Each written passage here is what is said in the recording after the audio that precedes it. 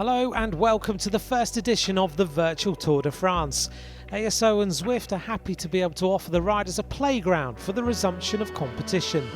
Over 3 weekends, the riders face 6 exciting stages, a starting point also of the Solidarity Tour de France.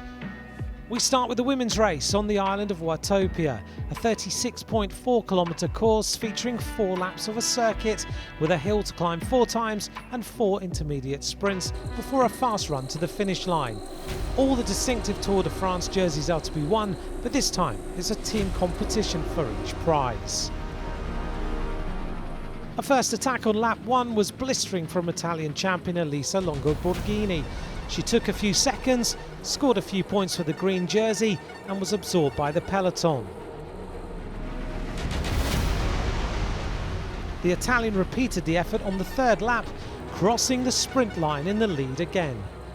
The most cohesive team, however, were Canyon SRAM, who provisionally got hold of the green jersey with more than 50 points collected since the start of the first stage. Longo-Borghini voted the most combative rider of the race. With 10 kilometres to go, around 20 riders were in contention.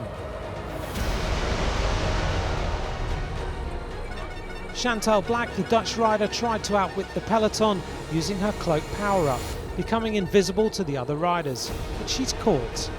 The mountains classification was also a tussle between Drops rider Jos Loudon and Erica Magnaldi of Chirazit WMT. Loudon led the 3rd time up the climb.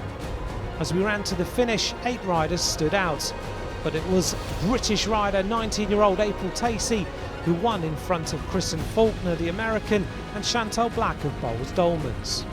Yeah, I had the aero power and I hit it with about 300 metres to go, and I just gave it my all.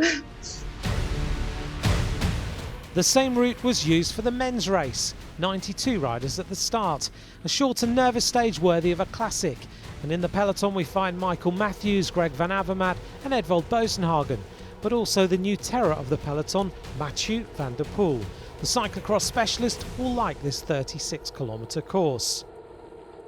The favourites rode at a high pace on the first stage, 30 riders in the lead including Mike Teunissen, the first yellow jersey of last year's Tour de France. Team Mitchelton-Scott is the first to take action, with last year's Tour de France stage winner Daryl Impey.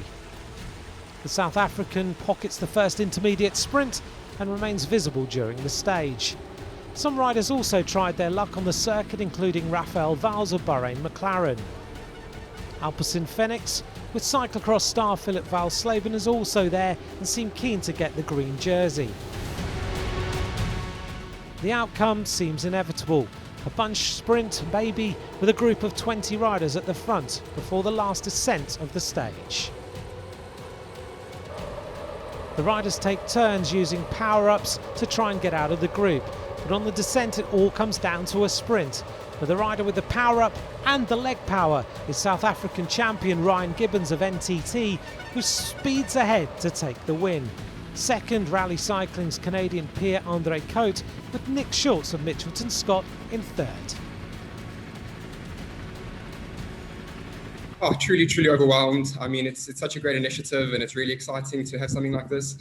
I bet everyone's been missing a lot of racing, I know we have, and to be not only part of it, but to win the first stage, it's truly special. Join us tomorrow for stage 2 of the Virtual Tour de France, a route that will be a little more hilly. Bye for now.